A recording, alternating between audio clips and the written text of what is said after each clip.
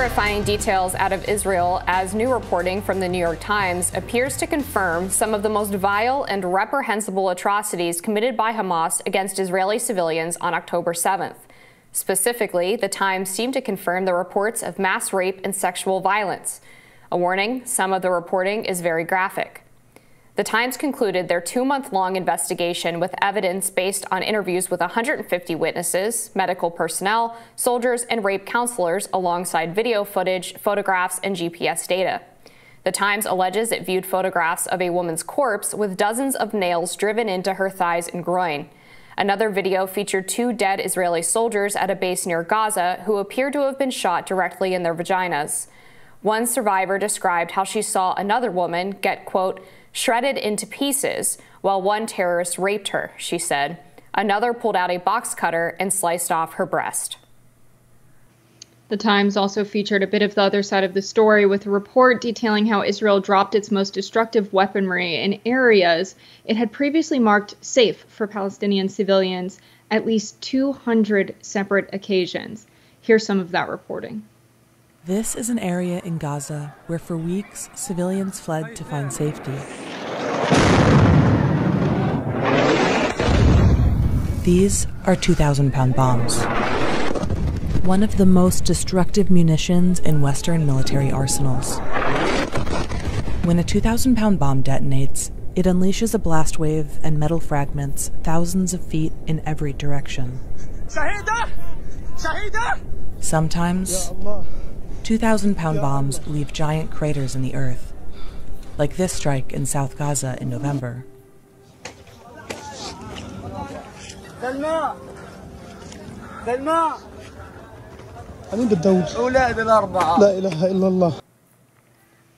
The war in the region also continues to impact global shipping and commerce as Muslim Houthi rebels continue to attack international ships in the Red Sea.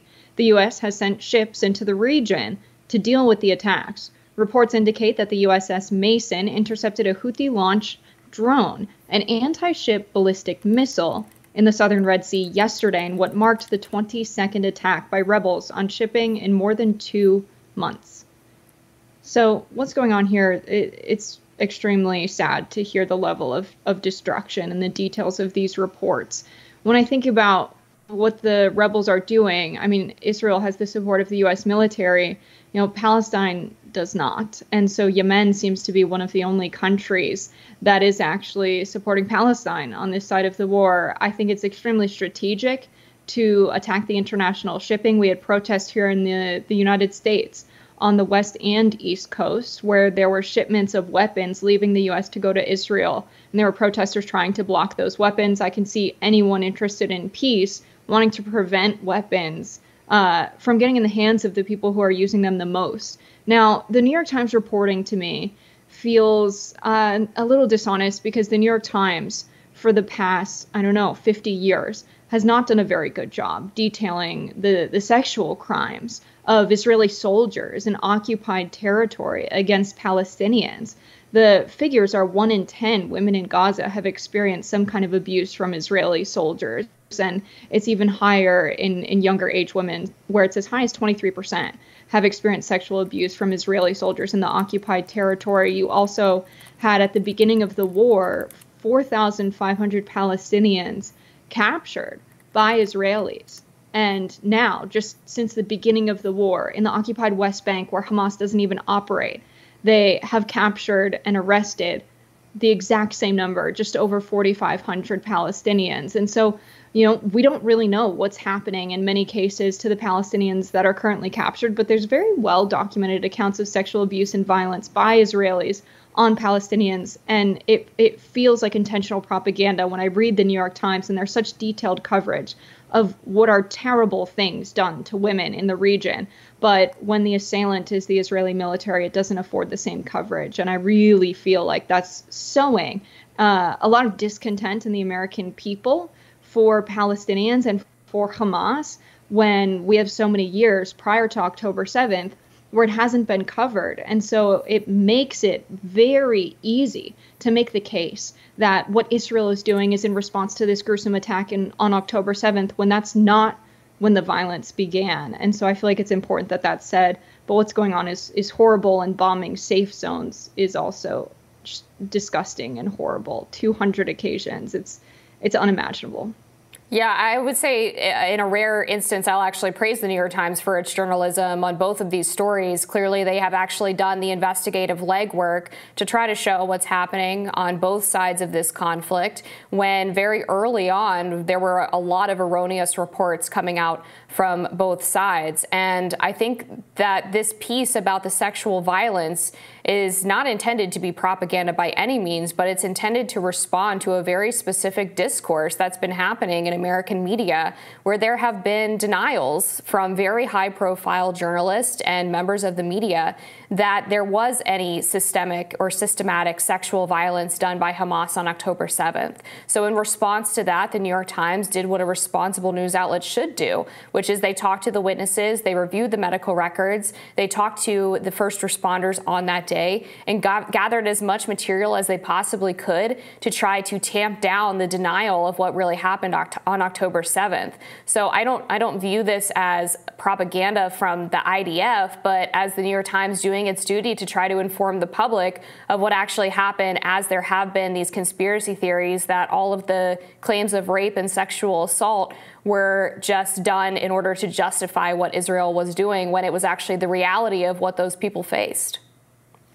Right. Yeah. The New York Times reported that they interviewed many people. They had firsthand accounts of witnesses.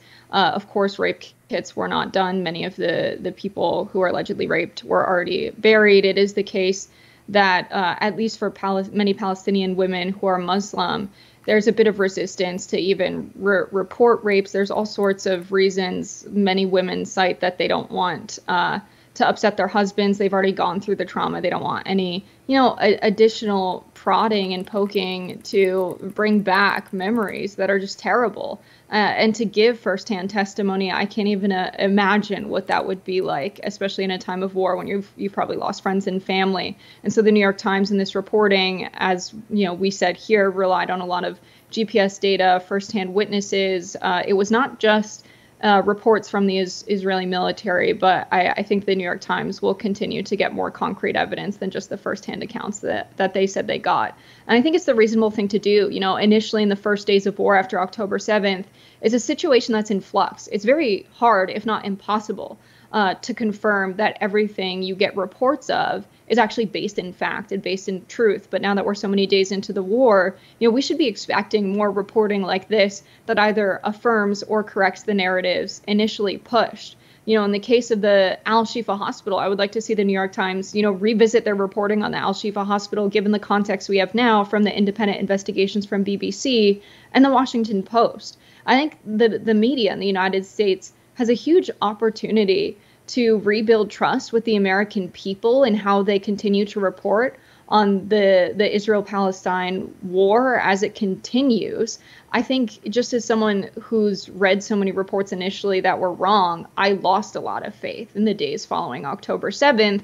And reporting like this, I think, helps people restore their faith. The independent investigation from the Washington Post. But we also have stories like the 40 beheaded baby story that was initially pushed by Biden himself. Similarly, he said that they had intelligence and that it was absolutely certain that there was a command center in the Al-Shifa Hospital. So it's the media and it's the administration that pushed false narratives initially that were never confirmed.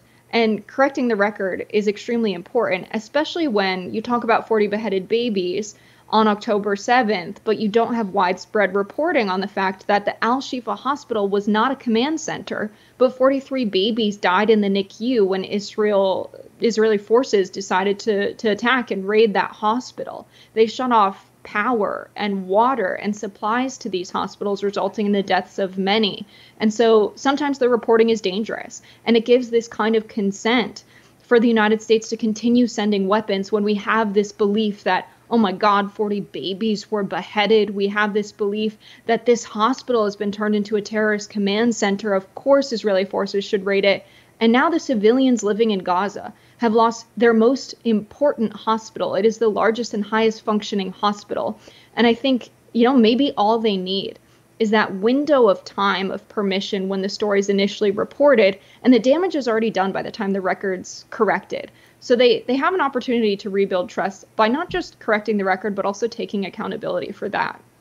Yeah, I actually, the reporter who was responsible, I think, for first spreading the 40 beheaded babies story misspoke, and what she meant to say was that it was 40 babies were killed, some of whom were beheaded, and that story just spread like wildfire because of the sensational aspect of it. That being said, there are so many other videos and audio evidence of what happened on October 7th that that alone seems like a sort of a minor quibble among the destruction that was wrought on that day. But I agree with you. I think the media needs to be careful when they're reporting in wartime. It seems quite frequently that these stories get out of hand and spread before they can be reasonably corrected.